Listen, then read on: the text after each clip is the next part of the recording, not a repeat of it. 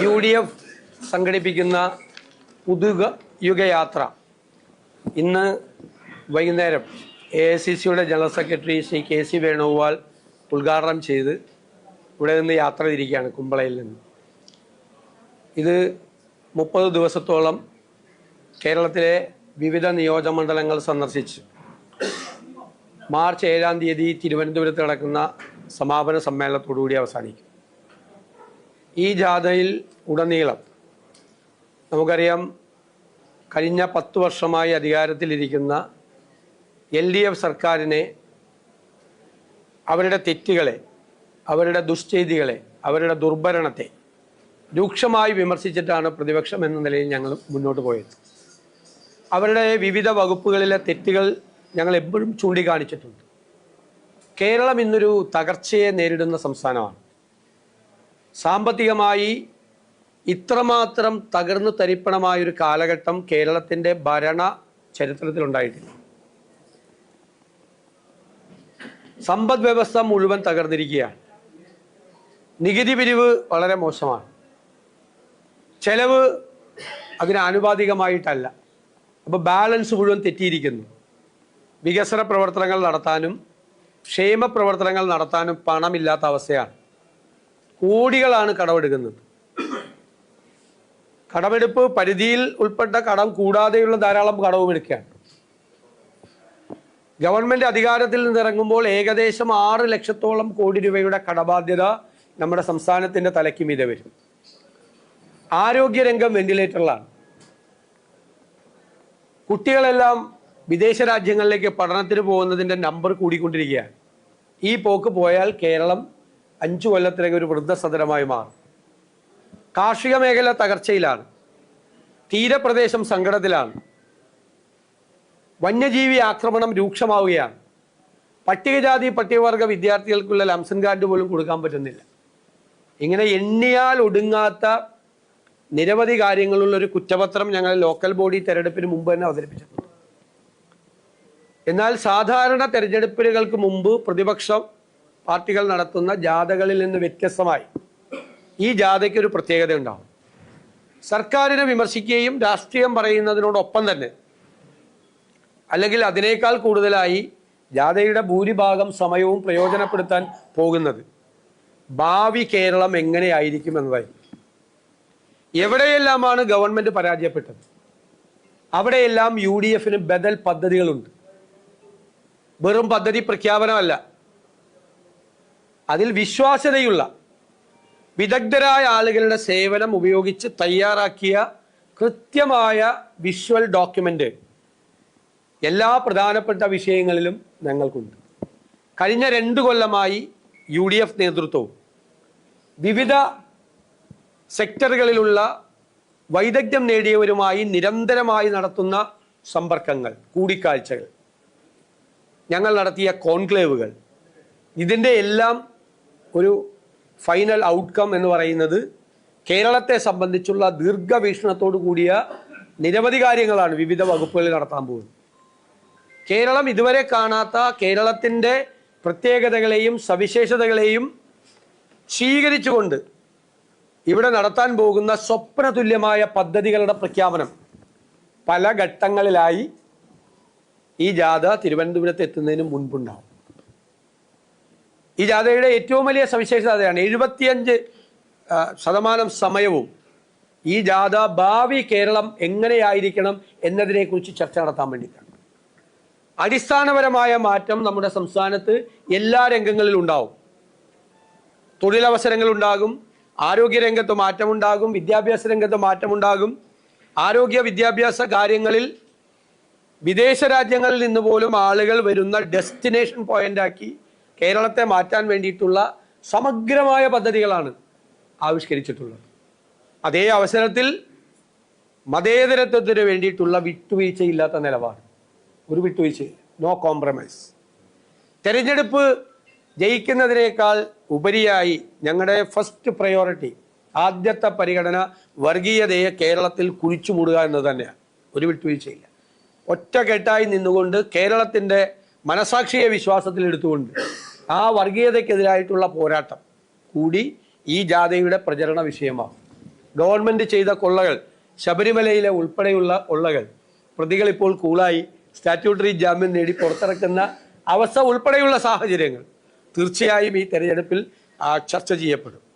പുതുയുഗ യാത്ര എന്നതുകൊണ്ട് ഞങ്ങൾ ഉദ്ദേശിക്കുന്നത് ഒരു യുഗത്തിൻ്റെ അവസാനമായി, കേരളത്തിലെ കമ്മ്യൂണിസ്റ്റ് ഭരണത്തിൻ്റെ അവസാനമായി ഒരു പുതിയ ഈറ, ഒരു പുതിയ യുഗം കേരളത്തിൽ ആരംഭിക്കുകയാണ്. ഈ സംസ്ഥാനത്തെ എല്ലാ വിഭാഗം ജനങ്ങൾക്കും വേണ്ടി, വരാനിരിക്കുന്ന തലമുറകൾക്ക് വേണ്ടി കഠിനാധ്വാനം ചെയ്യുന്ന നിശ്ചയദാർഢ്യത്തോടു കൂടി കൃത്യമായ പദ്ധതികളുമായി അടിസ്ഥാനപരമായ മാറ്റം കേരളത്തിലെ എല്ലാ രംഗങ്ങളിലും വരുത്താൻ കഴിയുമെന്നുള്ള ആത്മവിശ്വാസം കൈമുതലാക്കിക്കൊണ്ട് അതിനാവശ്യമായ പരിചയസമ്പത്തും ലോകരാജ്യങ്ങളിലുള്ള ഓരോ രംഗത്ത് പ്രവർത്തിക്കുന്ന മലയാളികളായ ആളുകളുടെ വൈദഗ്ധ്യം മുഴുവൻ അതിനുവേണ്ടി പ്രയോജനപ്പെടുത്താൻ കഴിയുന്ന, കേരളത്തിൽ തന്നെ സംരംഭങ്ങൾ തുടങ്ങാൻ കഴിയുന്ന, കേരളത്തിൽ തന്നെ നിരവധി തൊഴിലവസരങ്ങൾ ഉണ്ടാക്കാൻ കഴിയുന്ന, കോഴ്സുകൾ തേടി, പ്രോഗ്രാമുകൾ തേടി വിദേശത്തേക്ക് പോകേണ്ട അവസ്ഥയില്ലാത്ത, ഇന്റർനാഷണൽ റെക്കഗ്നിഷനുള്ള, അംഗീകാരമുള്ള നല്ല പ്രോഗ്രാമുകളും ഇവിടെ കേരളത്തിൽ ആരംഭിക്കാൻ വിദ്യാഭ്യാസ രംഗത്ത് നമുക്ക് കഴിയും. കൃത്യമായ ഗൈഡൻസ്, വ്യവസായ സംരംഭങ്ങൾ തുടങ്ങുന്നവർക്ക്, ഇടത്തരം ചെറുകിട വ്യവസായ സംരംഭങ്ങൾക്കെല്ലാം തുടങ്ങുന്ന തരത്തിലുള്ള പ്രോജക്റ്റുകൾ, അതിനുള്ള ഗൈഡൻസ്, അതിനുള്ള സപ്പോർട്ട്, ഫിനാൻഷ്യൽ സപ്പോർട്ട്, സാമ്പത്തിക സഹായം ഉൾപ്പെടെയുള്ള ബഹുമുഖമായ പദ്ധതികളായിരിക്കും ഈ ദിവസങ്ങളിൽ പ്രഖ്യാപിക്കപ്പെടാൻ പോകുന്നത്. ഞാൻ കോമൺ ആയിട്ടാണ്, ജനറൽ ആയിട്ടാണ് ഇവിടെ പറയുന്നത്. ഓരോ ജില്ലകളിലും ചെല്ലുമ്പോൾ വളരെ പ്രധാനപ്പെട്ട പദ്ധതികൾ, അതേ അവസരത്തിൽ ഓരോ ജില്ലകളിലെയും പ്രധാനപ്പെട്ട പ്രശ്നങ്ങൾ, ജനങ്ങളുടെ പ്രശ്നങ്ങൾ, ജനകീയ പ്രശ്നങ്ങൾ, അവരുമായി ഞങ്ങൾ ആശയവിനിമയം നടത്തുന്നുണ്ട്. ഞങ്ങൾ പൗരപ്രമുഖരെ അല്ല ക്ഷണിക്കുന്നത്. ഞങ്ങൾ സങ്കടങ്ങൾ കൊണ്ട്, പ്രയാസങ്ങൾ കൊണ്ട് ജീവിതത്തിൻ്റെ രണ്ടറ്റവും കൂട്ടിമുട്ടിക്കാൻ ബുദ്ധിമുട്ടുന്ന ഏറ്റവും സാധാരണക്കാരായ മനുഷ്യരെ റെപ്രസെൻ്റ് ചെയ്ത് അവരെ പ്രതിനിധീകരിച്ചു വരുന്ന ആളുകളുമായിട്ടാണ് UDF സംഘം കൂടിക്കാഴ്ച നടത്തുന്നത്. എല്ലാ ജില്ലകളിലും അത് ക്ഷണിച്ചിട്ടുണ്ട്. ഞങ്ങൾ അവരോട് വരാൻ പറഞ്ഞിട്ടുണ്ട്. പലരും ഇങ്ങോട്ട് താല്പര്യം പ്രകടിപ്പിച്ചിട്ടുണ്ട്. അവരുടെ സങ്കടങ്ങൾ കേട്ട് അതിന് പരിഹാരമുണ്ടാക്കാൻ വേണ്ടിയിട്ടുള്ള കഠിനമായ പരിശ്രമം കൂടി ഞങ്ങളുടെ ഭാഗത്ത് നിന്ന് ഉണ്ടാകും. ഈ പുതുയുഗയാത്ര കേരള രാഷ്ട്രീയത്തിലും കേരളത്തിലെ ഭരണരംഗത്തും സമഗ്രമായ മാറ്റങ്ങൾ വരുത്തുന്ന ഒരു പുതിയ യുഗപ്പിറവിക്ക് തുടക്കം കുറിക്കും എന്നാണ് ഞങ്ങളുടെ പ്രത്യാശ. ഈ പുതുയുഗയാത്രയായതുകൊണ്ട് തന്നെ പുതിയ കക്ഷികൾ മുന്നിലേക്ക് വരാനുള്ള സാധ്യതയുള്ളതാണ്. അതുപോലെ ഇന്ന് ജോസഫ് ഗ്രൂപ്പിനെ അങ്ങോട്ട് സ്വാഗതം ചെയ്തിട്ടുണ്ട്. ഇല്ല, അതൊക്കെ അവർക്ക് ചെയ്യാലോ. അതൊക്കെ അങ്ങോട്ടും ഇങ്ങോട്ടൊക്കെ എന്തെല്ലാം വേണ്ടി പറയാം. അതിൻ്റെയൊക്കെ അവരൊക്കെ എത്തി നിൽക്കുന്ന അവസ്ഥ എന്താണെന്ന് അവർ തന്നെ ആത്മപരിശോധന നടത്തട്ടെ. ഞങ്ങളൊരു അപ്പുറത്ത് നിൽക്കുന്ന ഒരു കക്ഷികളെയൊന്നും ഞങ്ങളാരെയും ഇങ്ങോട്ട് ക്ഷണിച്ചിട്ടില്ല. ഞാൻ പറഞ്ഞല്ലോ, ഒരുപാട് മാറ്റങ്ങളുണ്ടാവും, ഒരുപാട് മാറ്റങ്ങൾ. ഞാൻ ഒന്നുകൂടി ആവർത്തിക്കുന്നു, ഇന്നത്തെ UDF എന്ന് പറയുന്നത് കുറേ രാഷ്ട്രീയ പാർട്ടികളുടെ ഒരു കോൺഫെഡറേഷൻ മാത്രമല്ല. 2005 മുതൽ ഞങ്ങളെ വിട്ടുപിരിഞ്ഞു പോയ നിരവധി സാമൂഹ്യ ഘടകങ്ങൾ ഉൾപ്പെടെ, വ്യക്തികൾ ഉൾപ്പെടെ, ഇൻഫ്ലുവൻസേഴ്സ് ഉൾപ്പെടെ, ഒപ്പീനിയൻ മേക്കേഴ്സ് ഉൾപ്പെടെ, ഇടതുപക്ഷ സഹയാത്രികർ ഉൾപ്പെടെയുള്ള, കമ്മ്യൂണിസ്റ്റ് പാർട്ടിയുടെ കൂടെ എന്നും നിന്നിട്ടുള്ള നിരവധി വ്യക്തികൾ ഉൾപ്പെടെയുള്ള വലിയ ഒരു ബ്രോഡർ, വിശാലമായ ഒരു പൊളിറ്റിക്കൽ പ്ലാറ്റ്ഫോമാണ്. ഞാനിത് തെരഞ്ഞെടുപ്പിന് മുമ്പ് ഞങ്ങളെല്ലാവരും ഇത് പറഞ്ഞതാണ്. അന്ന് പലരും വിശ്വസിച്ചില്ല.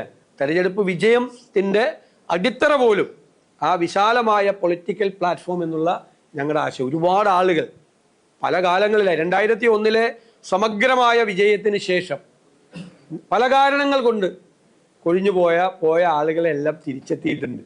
അതുകൊണ്ടാണ് 2001 വലിയ ഒരു വിജയം നമ്മൾ പ്രതീക്ഷിക്കുന്നത്.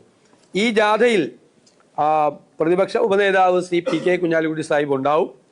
ജാഥ അംഗങ്ങൾ മുസ്ലിം ലീഗിൻ്റെ സംസ്ഥാന സെക്രട്ടറി ശ്രീ PMA സലാം, കേരള കോൺഗ്രസ് നേതാവ് Shri Mons Joseph MLA, MP മാരായ ശ്രീ ബെന്നി ബഹനാൻ, ശ്രീ NK പ്രേമചന്ദ്രൻ, ശ്രീ VK ശ്രീകണ്ഠൻ, അതുപോലെ MLA മാരായ Shri PK Basheer, Shri Anoop Jacob, Shri Mani C Kappan, അതുപോലെ ശ്രീമതി ഷാനിമോൾ, ശ്രീ രാജൻ ബാബു എന്നിവരുണ്ടാവും ജാഥയിലെ അംഗങ്ങളായി.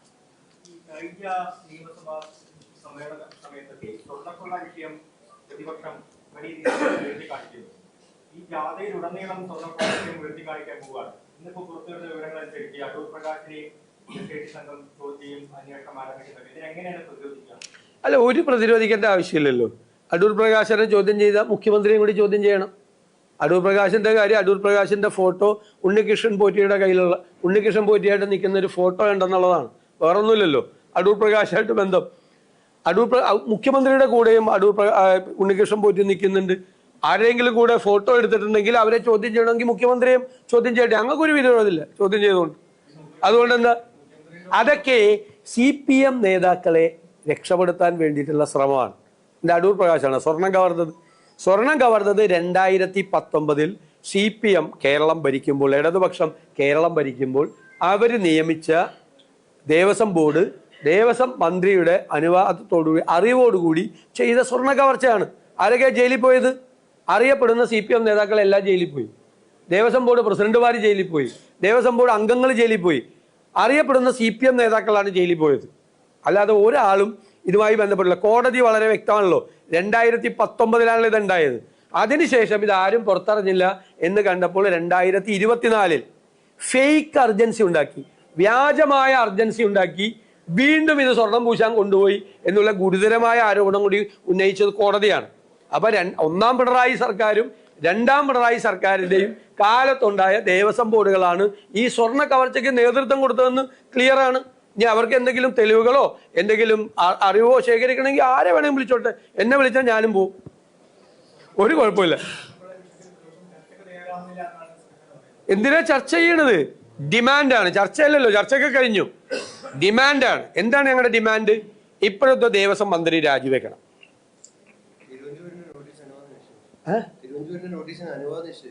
അതെ അതെ, നേരത്തെ ഞങ്ങളിത് നോട്ടീസ് കൊടുത്തതാണ് നിയമസഭയിൽ. അന്ന് അനുമതി തന്നില്ല. അന്ന് കോടതിയിൽ ഇരിക്കുന്ന വിഷയമാണ്, ഇത് ചർച്ച ചെയ്യാൻ പാടില്ല എന്ന് പറഞ്ഞ അനുമതി നിഷേധിച്ചതാണ് തിരുവഞ്ചൂർ രാധാകൃഷ്ണൻ നോട്ടീസ് കൊടുത്തപ്പോൾ. എന്നിട്ട് ഇപ്പൊ ചർച്ച ചെയ്യാന്ന് പറഞ്ഞാൽ എന്താ അർത്ഥം? ഇനിയിപ്പോ ചർച്ചയുടെ ആവശ്യമില്ല, ജനങ്ങൾ ചർച്ച ചെയ്യുന്നുണ്ട്, ഗൗരവത്തോടു കൂടി ചർച്ച. ഇപ്പൊ എന്താ സംഭവം? ഇപ്പൊ എല്ലാ പ്രതികളും പുറത്തിറങ്ങാണ് അല്ലേ? ഹൈക്കോടതി, വിചാരണ കോടതിയും ഹൈക്കോടതിയും ബഹുമാനപ്പെട്ട സുപ്രീം കോടതിയും ജാമ്യം നിഷേധിച്ച കേസാ. സുപ്രീം കോടതി പറഞ്ഞ അയ്യപ്പന്റെ സ്വർണം കട്ടിട്ട് ഇങ്ങോട്ട് ജാമ്യത്തിന് വരുന്നെന്ന് ചോദിച്ച കേസാണ് അത്. അവർക്ക് ആ ജാമ്യം കിട്ടില്ല. അപ്പൊ 90 ദിവസത്തിനകം കുറ്റപത്രം സമർപ്പിക്കാത്ത ഒറ്റ കാരണം കൊണ്ട് സ്റ്റാറ്റ്യൂട്ടറി ജാമ്യം കിട്ടുക. ഒരു ഇനി വിശദമായ കുറ്റപത്രം വേണ്ട, ഒരു പ്രാഥമികമായ കുറ്റപത്രം സമർപ്പിച്ചിരുന്നുവെങ്കിൽ ഈ പ്രതികൾ പുറത്തിറങ്ങില്ല. ഇപ്പോഴുള്ള പ്രശ്നം എന്താ? പ്രതികളെല്ലാം പുറത്തിറങ്ങുന്നു. തൊണ്ടി മുതൽ കണ്ടെടുത്തിട്ടില്ല. അയ്യപ്പന്റെ ദ്വാരപാലക ശില്പം ഒരു കോടീശ്വരന് വിറ്റു എന്നാണ് കണ്ടെത്തൽ അല്ലെ? ഏത് കോടീശ്വരനാണ് വിറ്റത്? ആരുടെ അടുത്താണ് ഈ ദ്വാരപാലക ശില്പം ഇരിക്കുന്നത്? എന്നിട്ട് വ്യാജമായി കൊണ്ടുവച്ച ദ്വാരപാലക ശില്പമാണ് വീണ്ടും സ്വർണം പൂശാനും കക്കാനും പോയത്. വീണ്ടും 2024 ഗുരുതരമായ ആരോപണമാണ്. ഇപ്പോഴത്തെ സ്ഥിതി എന്താ? പ്രതികളെല്ലാം പുറത്തിറങ്ങുന്നു. തൊണ്ടി മുതൽ കണ്ടെടുത്തിട്ടില്ല, കാര്യമായ തെളിവുകൾ ശേഖരിച്ചിട്ടില്ല. അപ്പോൾ ശബരിമല സ്വർണ്ണക്കൊള്ള കേസ് തെളിവില്ലാതെ രീതിയിൽ അവസാനിക്കാൻ പോകുന്ന ഒരു ഉത്കണ്ഠ കേരളത്തിലെ എല്ലാ ജനവിഭാഗങ്ങൾക്കും ഉണ്ട്. അതാണ് ഞങ്ങൾ സമരത്തിലൂടെ പ്രതിഫലിപ്പിച്ചത്. ഞങ്ങൾ സമരത്തിലൂടെ പ്രതിഫലിപ്പിച്ച അതാണ്.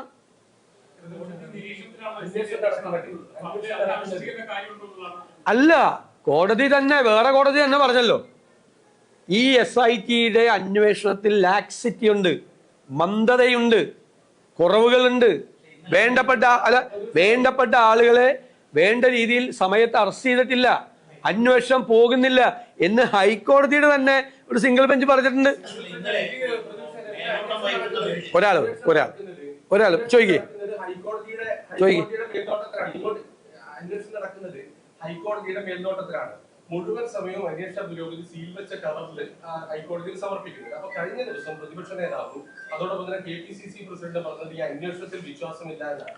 യഥാർത്ഥത്തിൽ കോടതിയുടെ മേൽനോട്ടത്തിൽ നടക്കുന്ന അന്വേഷണത്തെ അല്ലേ തള്ളി പറയുന്നത്? അല്ല, ഞങ്ങൾ നേരത്തെ പറഞ്ഞിട്ടില്ലല്ലോ അത്. ഞങ്ങൾ പറഞ്ഞത് SITയിൽ ഞങ്ങൾക്ക് വിശ്വാസമുണ്ട്, അന്വേഷണം പോട്ടെ, കോടതിയുടെ നിയന്ത്രണത്തിലാണെന്നോ. ഇപ്പോഴാണ്, അന്ന് ഞങ്ങളൊരു ആരോപണം ഉന്നയിച്ചിരുന്നു, മുഖ്യമന്ത്രിയുടെ ഓഫീസിന്റെയും മുഖ്യമന്ത്രിയുടെയും സമ്മർദ്ദം. ഇവരെല്ലാം ആഭ്യന്തര വകുപ്പിന്റെ കീഴിലുള്ള ഉദ്യോഗസ്ഥന്മാരാണ്. ഇവരുടെ മീതെ ഭയങ്കരമായ സമ്മർദ്ദം ഉണ്ട് എന്ന് ഞങ്ങൾ തെരഞ്ഞെടുപ്പ് കാലത്ത് പറഞ്ഞു. തെരഞ്ഞെടുപ്പ് കാലത്ത് അന്വേഷണത്തിൽ മന്ദതയുണ്ടായി എന്ന് പ്രതിപക്ഷം ആരോപിച്ചു. അപ്പോഴും ഈ മറുപടി പറഞ്ഞു കോടതിയുടെ കീഴിലാണ്. പക്ഷേ ഹൈക്കോടതിയുടെ തന്നെ ഒരു ബെഞ്ച് ആ കാലഘട്ടത്തിൽ, ഈ അന്വേഷണ കാലഘട്ടത്തിൽ മന്ദത ഉണ്ടായി, അന്വേഷിച്ചിട്ടില്ല എന്ന് പറഞ്ഞിട്ടുണ്ട്. പിന്നെ ഞാൻ ചോദിക്കട്ടെ, ഞാൻ ചോദിച്ചോട്ടെ അല്ലല്ല ചോദിക്കട്ടെ, ഞാൻ ചോദിക്കട്ടെ, ഏത് ഡിവിഷൻ ബെഞ്ച് ആയാലും ആയിക്കോട്ടെ ഞാൻ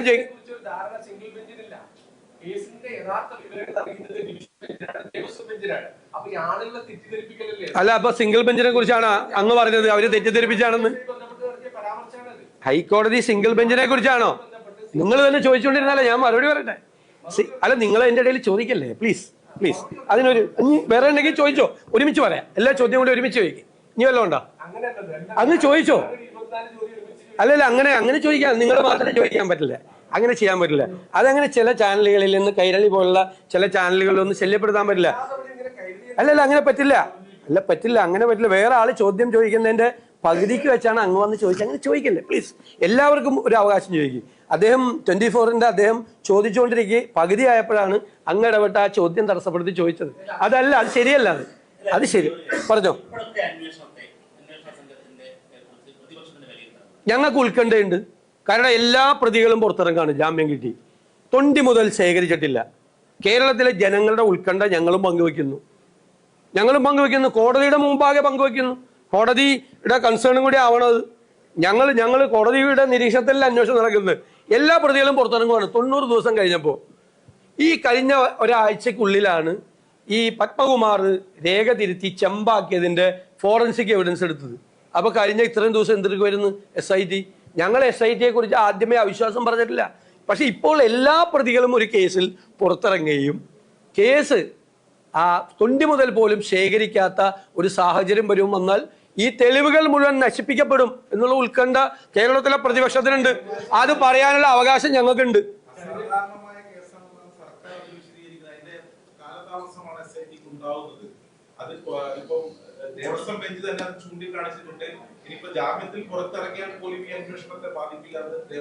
തെളിവുകൾ നശിപ്പിച്ചാലോ? ഈ ഇറക്കുന്ന പ്രതികൾ തെളിവുകൾ നശിപ്പിച്ചാലോ? സാധാരണ എന്തിനാ ഇവരെ റിമാൻഡ് ചെയ്യുന്നത്? തെളിവുകൾ നശിപ്പിക്കാതിരിക്കാനാ. മാത്രമല്ല, വിശദമായ ചാർജ് ഷീറ്റ് വേണ്ട. ഒരു പ്രാഥമിക ചാർജ് ഷീറ്റ് കൊടുത്തിരുന്നെങ്കിൽ ഈ ജാമ്യം കിട്ടില്ലായിരുന്നു അവർക്ക്. അത് കൊടുക്കായിരുന്നല്ലോ. ഇത്ര 90 ദിവസം അന്വേഷിച്ചിട്ട് ഒരു പ്രാഥമികമായ ചാർജ് ഷീറ്റ് പോലും കൊടുക്കാൻ പറ്റിയില്ല എന്ന് പറഞ്ഞാൽ അതിന് ഗൗരവമുണ്ട്. ഞങ്ങളൊക്കെ കേസ് നടത്തിയിട്ടുള്ള അഭിഭാഷകരാ, ഞങ്ങൾക്കറിയാം. അത് ഗൗരവമുണ്ട്. അതിൻ്റെ 90 ദിവസമായിട്ട് പ്രാഥമികമായ ഒരു ചാർജ് ഷീറ്റ് കൊടുക്കാൻ അവർക്ക് കൊടുക്കാൻ പറ്റിയിട്ടില്ല. അത് ഗൗരവമാണ്. ഇവരെല്ലാം പുറത്തിറങ്ങി കഴിഞ്ഞാൽ ഈ തെളിവുകൾ ബാക്കിയുണ്ടാവും. അതാണ് ജാമ്യം കിട്ടാനുള്ള അവസരം ഉണ്ടാക്കുകയാണ്. അകത്ത് കിടക്കുന്ന എല്ലാ CPM-കാരും പുറത്തിറങ്ങാൻ വേണ്ടിയിട്ടുള്ള അവസരം ഉണ്ടാക്കുകയാണ്. മാത്രമല്ല, ഈ അന്വേഷണം മറ്റു വ്യക്തികളിലേക്ക് കൂടി പോകുന്നില്ല. എത്ര പ്രാവശ്യം കോടതി പ്രഷർ ചെലുത്തിയ പിന്നെയാണ് എല്ലാ ദേവസ്വം ബോർഡ് അംഗങ്ങളെ അറസ്റ്റ് ചെയ്തത്? എന്തുകൊണ്ട് നിങ്ങൾ SITയോട് എത്ര പ്രാവശ്യം കോടതി ചോദിച്ചു, എന്തുകൊണ്ട് നിങ്ങൾ ദേവസ്വം ബോർഡ് അംഗങ്ങളെ അറസ്റ്റ് ചെയ്യുന്നില്ല എന്ന് പറഞ്ഞപ്പോൾ ഒരംഗത്തെ അറസ്റ്റ് ചെയ്തു, മറ്റൊരംഗത്തെ അറസ്റ്റ് ചെയ്യുന്നില്ല. ആരാ സംരക്ഷിച്ചത്? ഇതൊക്കെ അല്ലല്ലല്ല. അത് കോടതി പറഞ്ഞില്ല. അറസ്റ്റെങ്കിലും രേഖപ്പെടുത്തിട്ട് എന്ന് ചോദിച്ചല്ലോ. ഹൈക്കോടതി തന്നെ പറഞ്ഞു എന്തുകൊണ്ടാണ് അറസ്റ്റ് ചെയ്യാത്തത്, എന്തുകൊണ്ടാണ് ആളെ അറസ്റ്റ് ചെയ്യാത്തത്. ദേവസ്വം ബോർഡിന്റെ അംഗങ്ങളെ എല്ലാവരെയും അറസ്റ്റ് ചെയ്യണമെന്ന് കോടതി പറഞ്ഞിട്ടും എത്രയോ ദിവസം കഴിഞ്ഞാ ചെയ്തത്. അറസ്റ്റ് ചെയ്യാതിരിക്കാൻ വേണ്ടി എത്ര പ്രാവശ്യം നോക്കി. തെരഞ്ഞെടുപ്പ് കാലത്ത് വേറൊരു കോടതി തന്നെ ഇത് നിരീക്ഷിച്ചിട്ട് പറഞ്ഞല്ലോ, തെരഞ്ഞെടുപ്പ് കാലത്ത് മന്ദതയുണ്ടായി അന്വേഷണത്തിന് എന്ന് പറഞ്ഞല്ലേ, ഹൈക്കോടതി തന്നെ പറഞ്ഞല്ലോ.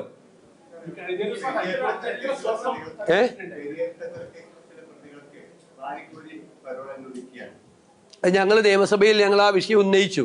പെരിയ കൊലക്കേസ് മാത്രമല്ല, പോലീസിനെ ബോംബെറിഞ്ഞ് കൊല്ലാൻ ശ്രമിച്ച് കോടതി 20 വർഷത്തേക്ക് തടവ് ശിക്ഷയ്ക്ക് വിധിച്ച ആൾക്ക് 1 മാസത്തിനുള്ളിൽ പരോള, അടുത്ത ആൾക്ക് വീണ്ടും പരോൾ കൊടുക്കുകയാണ്. 1000-ലധികം ദിവസം പരോളാണ് TP ചന്ദ്രശേഖര കേസിലെ പ്രതികൾക്ക് കൊടുത്തത്. എല്ലാ CPM ക്രിമിനലുകൾക്ക് ജയിലിൽ കിടക്കുന്നവർക്കും പരോൾ കൊടുക്കുകയാണ്. പരോളിന്റെ മാനദണ്ഡങ്ങൾ, അതിനൊരു ആക്ട് ഉണ്ട്, പ്രിസണേഴ്സ് മാനേജ്മെന്റ് ആക്ട്. ആ ആക്ടിലെ പ്രൊവിഷൻസ് വരെ ലംഘിച്ചുകൊണ്ട് എങ്ങനെയെല്ലാം സാഹചര്യത്തിൽ ആണ് പരോൾ കൊടുക്കേണ്ടതെന്നുണ്ട്, അതെല്ലാം ലംഘിച്ചുകൊണ്ട് കൊടുക്കുകയാണ്. 1000-ലധികം ദിവസം, 3 കൊല്ലത്തിലധികം പുറത്താ. ഇവരെ കുറിച്ച് പരാതിയും വന്ന് ഇവർ പുറത്തു വന്നിട്ട് പല ഷെയ്ഡി ഏർപ്പാടുകളും ചെയ്യുന്നു. പിന്നെ ഒരു DIG എല്ലാവരുടെ അടുത്ത് കാശ് മേടിച്ചിട്ട് പരോൾ കൊടുക്കുക. TP ചന്ദ്രശേഖര കേസിലെ പ്രതികൾ വരെ 1,80,000 രൂപ DIGക്ക് പൈസ കൊടുത്തതായിട്ട് ഉണ്ട്. എന്നിട്ട് പരോൾ മേടിക്കുക. എന്താണ് നടക്കുന്ന പോലീസിലും ജയിലിലും? ക്രിമിനൽ കേസിലെ പ്രതികളുടെ കയ്യിലേക്ക് ഇത്രയും പൈസ എങ്ങനെ വന്നു? 1,80,000 രൂപ TP ചന്ദ്രശേഖരൻ കൊലക്കേസിലെ പ്രതിയുടെ കയ്യിൽ അയച്ചു കൊടുക്കാൻ എവിടെ നിന്ന് പണം ഉണ്ടായി? എവിടെ നിന്നാണ് ഇത്രയും പണം ഉണ്ടായത്? അപ്പൊ ക്രിമിനലുകൾക്ക് കുട പിടിച്ചു കൊടുക്കുകയാണ്. അവിടെ അവർക്ക് ഇഷ്ടമുള്ള ഫോൺ, സിം കാർഡ്, ഇഷ്ടമുള്ള ഭക്ഷണം, ഇനി അവിടെ എയർ കണ്ടീഷൻ കൂടി ചെയ്തു കൊടുത്താൽ മതി ജയിലിൽ. അത്രയും സൗകര്യമാണ് ചെയ്തു കൊടുക്കുന്നത്.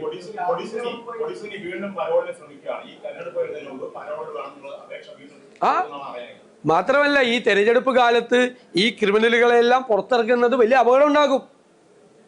വലിയ ഗൗരവമുള്ളൊരു കാര്യമാണ് ക്രിമിനലുകൾക്ക് CPM പരോൾ കൊടുക്കുന്നത്. ഞങ്ങൾ ശക്തിയായ എതിർക്കുക. അതാണ് നിയമസഭയിൽ കൊണ്ടുവന്ന് എതിർത്തത്.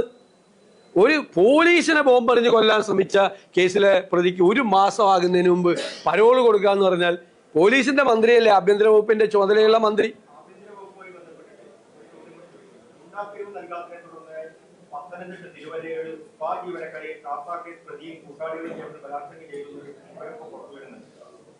അതറിയില്ല, എനിക്ക് അതിന്റെ ഡീറ്റെയിൽസ് അറിയില്ല, അന്വേഷിക്കപ്പെടേണ്ടതാണ്. മാത്രമല്ല, പിന്നെ രക്തസാക്ഷി ഫണ്ട്, ഇപ്പോൾ പയ്യന്നൂരിലെ ധനരാജ് രക്തസാക്ഷി ഫണ്ട്, അഭിമന്യു രക്തസാക്ഷി ഫണ്ട്, തിരുവനന്തപുരത്ത് ഇന്നലെ വിഷ്ണു രക്തസാക്ഷി ഫണ്ട്. വിഷ്ണുവിന്റെ കുടുംബം മുഴുവൻ കോൺഗ്രസിൽ ചേർന്നു. ഇത് വലിയ പാർട്ടിക്കാരാണ്. എന്താണ് ഈ രക്തസാക്ഷികളുടെ പേരിൽ പണം പിരിച്ചിട്ട് അത് അടിച്ചു മാറ്റുക. അടിച്ചു മാറ്റിയയാൾക്ക് നടപടി എടുത്തു ആദ്യം, പിന്നെ അയാൾക്ക് ട്രിപ്പിൾ പ്രൊമോഷൻ കൊടുത്ത് CITU ജില്ലാ സെക്രട്ടറി ആക്കിയ ഒരു മന്ത്രി മുൻകൈ എടുത്തിട്ട് ആ ആരോപണം ഉന്നയിച്ചിട്ടാണ് ആ കുടുംബം പോണ്. രക്തസാക്ഷികളുടെ പേരിൽ ലക്ഷക്കണക്കിന് രൂപ പിരിച്ച് ആ പൈസ അടിച്ചു മാറ്റുന്ന സ്ഥിതിയിലേക്ക് CPM ഇങ്ങനെ തരം താഴണോ? ഗൗരവമുള്ള കേസല്ലേ? ആ രക്തസാക്ഷിയുടെ അനുജനൊക്കെ വന്ന് സംസാരിച്ചത് കേട്ട് കഴിഞ്ഞാൽ എന്താണ് പയ്യന്നൂരിലുണ്ടായത്? ഇതേ സംഭവമല്ലേ? എന്നിട്ട് അവർക്കെതിരായിട്ട് വധഭീഷണിയാണ്. പാർട്ടിയുടെ തെറ്റായ നയങ്ങൾ ചൂണ്ടിക്കാണിക്കുന്ന ആളുകൾക്കെതിരായി വധഭീഷണിയാണ്. ക്രിമിനലുകൾ ഇറങ്ങി പ്രകടനം നടത്തുവാണ്. കണ്ടീഷണലായിട്ട് പരോളിൽ ഇറങ്ങുന്ന ക്രിമിനൽ കേസിലെ പ്രതി എങ്ങനെയാണ് CPMന്റെ പ്രകടനത്തിൽ പങ്കെടുക്കുന്നത്?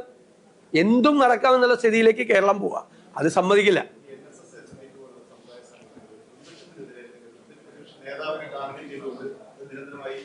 പ്രതിപക്ഷത്തിനെതിരെ ഒന്നും പറയില്ല, എനിക്കെതിരെ വ്യക്തിപരമായിട്ട് പറഞ്ഞു. അത് സാരമില്ല. അത് നമ്മള് എങ്ങനെ അത് വ്യക്തിപരമായി എനിക്കെതിരെയല്ലേ, പ്രതിപക്ഷത്തിനെതിരെയല്ല, UDF-നെതിരെ ഒന്നും അവർ പറഞ്ഞിട്ടില്ല. അത് അവർക്ക് എന്നെ ഇഷ്ടമല്ല, അതുകൊണ്ട് എനിക്കെതിരായിട്ട് പറഞ്ഞു. അപ്പൊ എനിക്ക് എന്ത് ചെയ്യാൻ പറ്റും? നിങ്ങൾക്ക് ഇവിടെ ഇരിക്കുന്നവർക്ക് മുഴുവൻ എന്നെ ഇഷ്ടമാവോ? എന്നെ ഇഷ്ടമാണെന്നാണ്. എന്നെ ഇഷ്ടമാകത്തില്ലെങ്കിൽ എനിക്കെതിരെ ചിലപ്പോൾ പറയും. വ്യക്തിപരമായിട്ടാണ് എന്നെ വിമർശിച്ചത്. അല്ല, എന്നെ വ്യക്തിപരമായിട്ടാണ് വിമർശിച്ചിരിക്കുന്നത്. അല്ലാതെ ഞങ്ങളുടെ പ്രസ്ഥാനത്തെയോ കോൺഗ്രസിനെയോ UDF-നെയോ ഒന്നും അല്ല വിമർശിച്ചത്. എന്നെ വ്യക്തിപരമായിട്ടാണ്. ചിലപ്പോൾ എൻ്റെ സ്വഭാവം ഇഷ്ടമല്ലായിരിക്കും, ചിലപ്പോൾ എന്നെ കാണുന്നത് ചിലർക്ക് ഇഷ്ടമല്ലായിരിക്കും. അത്രയേ ഉള്ളൂ. ഞാൻ അങ്ങനെ കരുതുന്നുള്ളൂ. അത് സാരമില്ല. ഞാനത് ക്ഷമിച്ചെന്നേ. ഞാൻ അവരെ തിരിച്ചൊന്നും പറഞ്ഞില്ല, മോശമായിട്ടൊന്നും പറഞ്ഞില്ല. ഞാൻ അങ്ങനെയൊന്നും കാണുന്നില്ല. എന്നെ ഇഷ്ടമല്ല, അതുകൊണ്ട് അവരെന്നെ വിമർശിച്ചു. അങ്ങനെ വിമർശിക്കാൻ പാടില്ലേ? ഞാൻ അതിൽ അസഹിഷ്ണുത കാട്ടുന്നത് എന്തിനാ? ഞാൻ എന്നിട്ട് തിരിച്ചു പറഞ്ഞ മറുപടി നിങ്ങൾ ശ്രദ്ധിച്ചില്ലേ? അവരെല്ലാം നല്ല പ്രായമുള്ള ആളുകളാണ്, വലിയ സ്ഥാനങ്ങളിലിരിക്കുന്ന ആളുകളാണ്. ഞാൻ അവരെ കുറിച്ച് മോശമായിട്ട് ഒരു വാക്കും ഞാൻ പറയില്ല, ഒരു വാക്കും പറയില്ല. പക്ഷെ ആര് വർഗീയത പറഞ്ഞാലും ആര് വർഗീയത പറഞ്ഞാലും അത് പറയാൻ പറ്റില്ല എന്ന് പറയും. വർഗീയത പറയാൻ പറ്റില്ല എന്ന് പറയും. അത്രയില്ല, അതിന്റെ അപ്പുറത്തൊന്നുമില്ല. പറയട്ടേന്ന്, അത് എന്നെ ഇഷ്ടമല്ലെന്ന്. എല്ലാവർക്കും നമ്മളെ ഇഷ്ടമാണെന്നുണ്ടോ? നമ്മളെ ഒരാൾക്ക് ഇഷ്ടമില്ല എന്ന് പറഞ്ഞാൽ നമ്മൾ അസഹിഷ്ണുത. നമ്മളൊരാൾ വിമർശിച്ചു, മുഖ്യമന്ത്രിയെ ഞങ്ങളെ എത്ര പ്രാവശ്യം വിമർശിക്കുന്നുണ്ട്, മന്ത്രിമാരെ നമ്മൾ വിമർശിക്കുന്നുണ്ട്. പ്രതിപക്ഷ നേതാവിനെ ആരെങ്കിലും വിമർശിക്കാൻ പാടില്ല. പ്രതിപക്ഷ നേതാവ് എന്താ വിമർശനത്തിന് അതീതനായിട്ട് ആളാണോ? ഞാൻ അങ്ങനെ അസഹിഷ്ണുതയൊന്നും കാണിക്കില്ല. നമ്മളെ വിമർശിച്ചാൽ നമ്മൾ നോക്കും, ശരിയാണെന്ന് നോക്കും. അത് ഏത് കാര്യത്തിലാണ് വിമർശിക്കണമെന്ന് മനസ്സിലായാൽ കറക്റ്റ് ചെയ്യാൻ പറ്റുവാണെങ്കിൽ കറക്റ്റ് ചെയ്യും. അല്ലെങ്കിൽ അവരെ പറഞ്ഞ് ബോധ്യപ്പെടുത്താൻ പറ്റും, അത് നിങ്ങൾ തെറ്റിദ്ധരിച്ചാണെന്ന്. അത്രയേ ഉള്ളൂ. അല്ല, ഇതിപ്പോ അങ്ങനത്തെ കാര്യമൊന്നും അവർ പറഞ്ഞില്ലല്ലോ. അവര് ഞാൻ ശരിയല്ലെന്നല്ലേ പറഞ്ഞില്ല. അത് ഞാൻ എങ്ങനെ കറക്റ്റ് ചെയ്യണത്?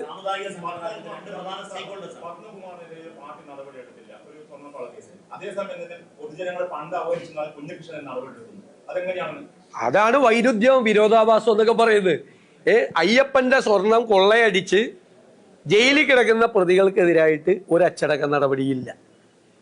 രക്തസാക്ഷി ഫണ്ട് പാർട്ടി നേതാക്കന്മാര് കട്ട് എടുത്തു എന്ന് ആരോപണം ഉന്നയിച്ച പാർട്ടി നേതാവിനെതിരായി നടപടി. ഇതാണ് ഇന്നത്തെ CPM. ഇതാണ് വൈരുദ്ധ്യാത്മക ഭൗതികവാദം. CPO-നെ അറിയുള്ളൂ, അത് കറക്റ്റായിട്ട് CPO-നെ അറിയുള്ളൂ. ആണ് ഇപ്പോഴത്തെ അതാണ് വൈരുദ്ധ്യാത്മകമാണ് സംഭവം. ഇത് പറഞ്ഞു കഴിഞ്ഞാൽ മറ്റേടത്ത് കട്ടെടുത്ത് നടപടി എടുക്കുന്നില്ല, കട്ടത് വിമർശിച്ച. പണ്ട് ഏതാണ്ട് LDF-ന്റെ ഒരു പ്രകടന പത്രിക പണ്ട് ഞാൻ വായിച്ചപ്പോൾ വിസിൽ ബ്ലോവേഴ്സിന് സംരക്ഷണം കൊടുക്കുന്നുണ്ട്. അതായത് ഈ വലിയ കളവുകളും കൊള്ളയൊക്കെ നടന്നത് പുറത്തറിയിക്കുന്ന ആളെയാണ് വിസിൽ ബ്ലോവർ എന്ന് പറയുന്നത്. ശരിക്കും കുഞ്ഞികൃഷ്ണൻ ഒരു വിസിൽ ബ്ലോവറാണ്. കാരണം അവിടെ നടന്നൊരു കൊള്ള പുറത്തു കൊണ്ടുവന്ന ആളാ. വിസിൽ ബ്ലോവറിന് സംരക്ഷണമല്ല, കണക്ക് പുറത്താണ് വിസിൽ ബ്ലോവർ. ആരാ? അത് കോൺഗ്രസ് ഹൈക്കമാൻഡ് ദേശീയ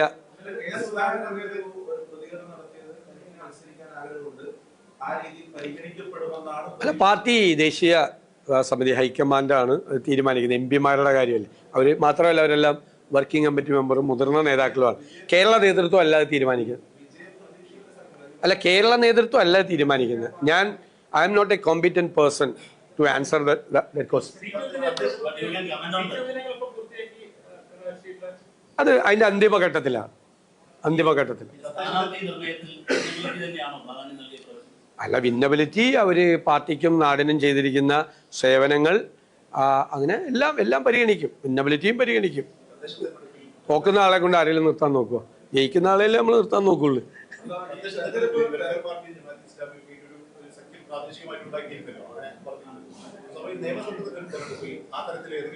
അല്ല, അവര് ഞങ്ങൾക്ക് പിന്തുണ പ്രഖ്യാപിച്ചിരുന്നു തെരഞ്ഞെടുപ്പിൽ. ആ പിന്തുണ അവർ ഇപ്രാവശ്യം നടത്തിയാലും ഞങ്ങൾ സ്വീകരിക്കത്തുള്ളൂ. ഈ തെരഞ്ഞെടുപ്പിന് മുമ്പായിട്ട് ജാഥകൾ അത് പതിവായിട്ടുള്ളതാണ്. പക്ഷെ അതിൽ നിന്ന് വ്യത്യസ്തമാക്കുന്ന നമ്മുടെ ഉദ്യോഗയാത്ര അല്ലെങ്കിൽ കേരള ജനതയ്ക്ക് മുമ്പിൽ വെക്കുന്ന ഒരു സ്വപ്ന പദ്ധതി അല്ലെങ്കിൽ ഒരു വാഗ്ദാനം അതെന്താണ്? അത് പ്രഖ്യാപിക്കും ഞങ്ങൾ. ഓരോ ഘട്ടത്തിലായിട്ട് പ്രഖ്യാപിക്കും. ഞാൻ ജനറൽ ആയിട്ടുള്ള കാര്യങ്ങളാണ് പറഞ്ഞത്. ഇത് ഓരോന്നായിട്ട് പല സ്ഥലങ്ങളിലായി ഈ ജാഥ കടന്നു പോകുന്ന സ്ഥലങ്ങളിൽ പ്രധാനപ്പെട്ട പദ്ധതികൾ പ്രഖ്യാപിക്കും. ജാഥ തീരുമ്പോഴേക്കും പ്രധാനപ്പെട്ട കാര്യങ്ങളെല്ലാം വരും.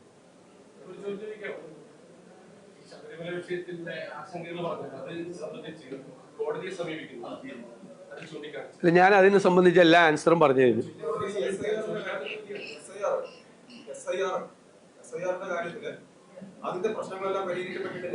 പൂർണ്ണമായി പരിഹരിക്കപ്പെട്ടിട്ടില്ല. വലിയ ഒരു കൺഫ്യൂഷൻ പല സ്ഥലത്തും ഉണ്ട്. ചില സ്ഥലത്ത് BLO-മാര് ഇലക്ഷൻ കമ്മീഷൻ പറഞ്ഞ കാര്യങ്ങൾ ചെയ്യുന്നില്ല. ഞങ്ങൾ ഇതിന്റെ ഇറഗുലാരിറ്റീസ് മുഴുവൻ ഇലക്ഷൻ കമ്മീഷന്റെ ശ്രദ്ധയിൽപ്പെടുത്തിയിട്ടുണ്ട്. ഇലക്ഷൻ കമ്മീഷനും ജില്ലാ ഇലക്ടറൽ ഓഫീസർമാര്, ജില്ലാ കളക്ടർമാരും അവരെ ഞങ്ങൾ ബന്ധപ്പെടുന്നുണ്ട്. അവർ വേണ്ട ഡയറക്ഷൻ കൊടുത്തിട്ടുണ്ടെങ്കിലും പല സ്ഥലത്ത് ഇപ്പോൾ ലോജിക്കൽ ഡിസ്ക്രിപ്പൻസീസ് വന്ന ആളുകളെ ഹിയറിങ്ങിന് വിളിക്കാതെ അവിടെ വീടുകളിൽ പോയി തിരുത്തണമെന്നാണ്. പല BLO-മാരും അത് ചെയ്യുന്നില്ല. കുറേ പേര് നന്നായി ചെയ്യുന്നുണ്ട്. നമ്മളിപ്പോൾ BLO-മാരെ കുറ്റപ്പെടുത്താൻ പറ്റില്ല, അവർക്ക് അമിതമായ ജോലിഭാരമാണ്. കുറേ ആളുകൾ ചെയ്യുന്നുണ്ട്, കുറേ ആളുകൾ ചെയ്യുന്നില്ല. അപ്പോൾ ചെയ്യാത്ത സ്ഥലങ്ങൾ എവിടെയാണ് എന്ന് അന്വേഷിച്ച് അതിന് പരിഹാരം ഉണ്ടാക്കാനുള്ള ഒരു സംവിധാനം കൂടി ഇലക്ഷൻ കമ്മീഷൻ ഉണ്ടാക്കണം. ഇല്ലെങ്കിൽ അർഹതയുള്ള വോട്ടർമാർ പുറത്തു പോകാൻ പാടില്ല. അതാണ് ഞങ്ങളുടെ നിലപാട്. അതുകൊണ്ടാണല്ലോ നമ്മൾ SIR-നെ നമ്മൾ ആദ്യം മുതലേ വിമർശിച്ചിരുന്നത്. ഇപ്പോഴും അത് പൂർണ്ണമായ രീതിയിലല്ല അത് നടപ്പാകുന്നത്. ഇനിയും വോട്ടർമാർ പുറത്തു പോകുമോ എന്നുള്ള ഉത്കണ്ഠ എല്ലാ മുഖ്യധാര രാഷ്ട്രീയ പാർട്ടികൾക്കും ഉണ്ട്.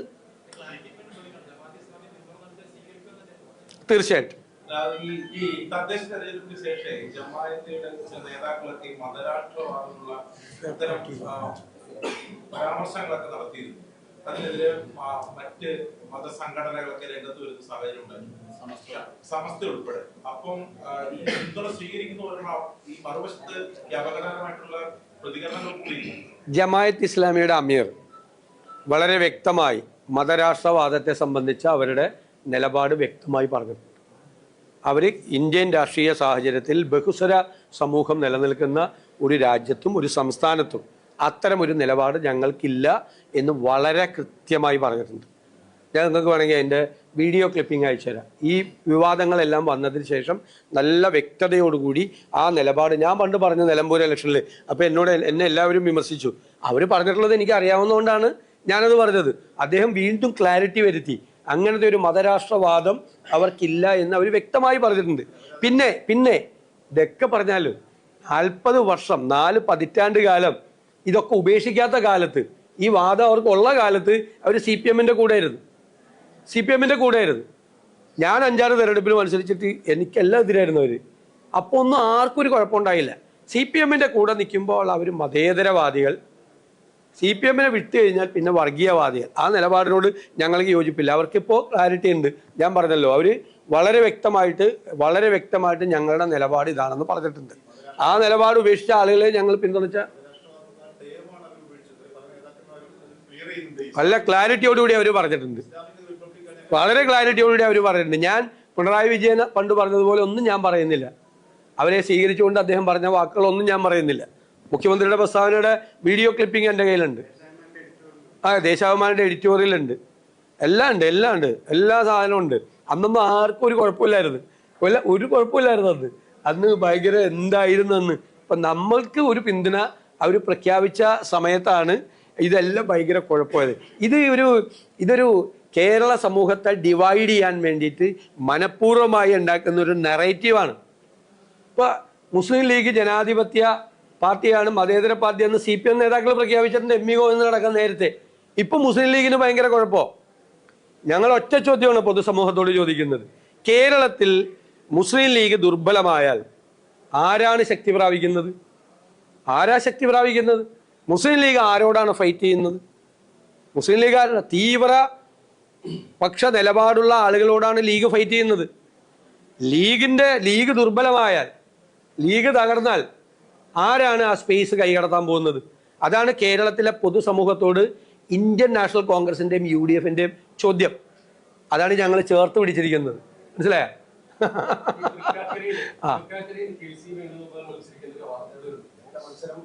അയ്യോ ദേവി, ഇത് നിങ്ങൾ തന്നെ സ്ഥാനാർത്ഥിയെ തീരുമാനിക്കല്ലേ. അതിനുള്ള അവസരമെങ്കിലും ഞങ്ങൾക്കിതാ. നിങ്ങൾക്ക് വേണമെങ്കിൽ നിങ്ങൾക്ക് ഇന്ന് നിങ്ങൾക്ക് വേണമെങ്കിൽ ഞാൻ പറഞ്ഞല്ലോ, ഓരോരുത്തരെ ഞാൻ മത്സരിക്കുന്നില്ല എന്ന് വാർത്ത കൊടുക്കാം. അദ്ദേഹം മത്സരിക്കുന്നുണ്ടെന്ന് വാർത്ത കൊടുക്കുക. അതൊക്കെ എല്ലാ അവകാശവും നിങ്ങൾക്കുണ്ട്. പക്ഷെ ദയവ് ചെയ്ത് സ്ഥാനാർത്ഥിയെ തീരുമാനിക്കാനുള്ള അവകാശമെങ്കിലും ഞങ്ങൾക്ക് തരണമെന്നാണ് എൻ്റെ വിനീതമായ അഭ്യർത്ഥന. ഇപ്പൊ മുസ്ലിം ലീഗ് സ്ഥാനാർത്ഥിയെ തീരുമാനിച്ചിട്ടില്ല, ഒരു പ്രോസസ് നടന്നിട്ടില്ല. പക്ഷെ എല്ലാ സ്ഥാനാർത്ഥിയും തീരുമാനിച്ചായിട്ട് വാർത്ത വന്നു.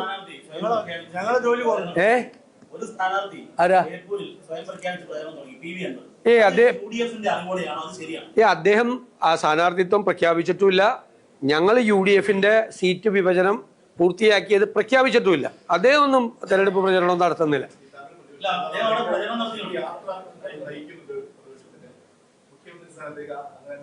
അല്ല, കേരളത്തിലെ കോൺഗ്രസ് ആണ് മുന്നണിക്ക് നേതൃത്വം കൊടുക്കുന്നത്. UDF വിജയിച്ചു വന്നാൽ കോൺഗ്രസിന്റെ മുഖ്യമന്ത്രി ആയിരിക്കും കേരളത്തിൽ. അത് കോൺഗ്രസ് നേതൃത്വം പരമ്പരാഗതമായ ചില രീതികളുണ്ട്. നിയമസഭാ കക്ഷി നേതാവിനെ തിരഞ്ഞെടുക്കാൻ, ആ നിയമസഭാ കക്ഷി നേതാവിനെ അപ്പോൾ തിരഞ്ഞെടുക്കും. അത് മനസ്സിലായി? അതാണ് അതിന്റെ പ്രൊസീജിയർ. അത് നിങ്ങൾക്ക് അറിയാലോ. ഒരിക്കലും അത് പ്രഖ്യാപിച്ചിട്ടല്ലല്ലോ അങ്ങനെ ഇറങ്ങുന്നത്. അല്ലല്ല, അങ്ങനെ അല്ല. അതെല്ലാം ഞങ്ങളെല്ലാം തമ്മിൽ, കോൺഗ്രസിന്റെ നേതാക്കൾ തമ്മിൽ എല്ലാവരും ധാരണയുണ്ട്. ഞങ്ങളുടെ എല്ലാവരുടെയും മുഖ്യ ലക്ഷ്യം അധികാരത്തിൽ തിളക്കമാർന്ന വിജയത്തോടു കൂടി UDF-നെ തിരിച്ചുകൊണ്ടുവരാണ്. ഞങ്ങളെല്ലാവരും ഒരുമിച്ച് വർക്ക് ചെയ്തു. അതിൻ്റെ കൂടെ ടീം UDF-ആയി നിന്നുകൊണ്ട് 100-ലധികം സീറ്റുമായി കേരളത്തിലെ UDF അധികാരത്തിലേക്ക് തിരിച്ചു വരിക തന്നെ ചെയ്യും. ഈ ജാഥ തിരുവനന്തപുരത്ത് സമാപിക്കുമ്പോൾ, കേരളത്തിലെ UDF അധികാരത്തിൽ വരുമ്പോൾ, ഈ കേരളത്തിനെ മാറ്റിയെടുക്കാൻ വേണ്ടിയിട്ടുള്ള വ്യക്തവും കൃത്യവുമായ പദ്ധതികളും പരിപാടികളും പ്രഖ്യാപിച്ചുകൊണ്ടുള്ള കേരളത്തിലെ ആദ്യത്തെ ഒരു മുന്നണി കൂടിയാണെന്നുള്ള ഖ്യാതി നേടിക്കൊണ്ടായിരിക്കും ഈ ജാഥ അവസാനിക്കുന്നത്. ഞങ്ങൾക്ക് കൃത്യമായ പ്ലാനുണ്ട്. ഈ സ്റ്റേറ്റിനെ കുറിച്ച് കൃത്യമായ പ്ലാൻ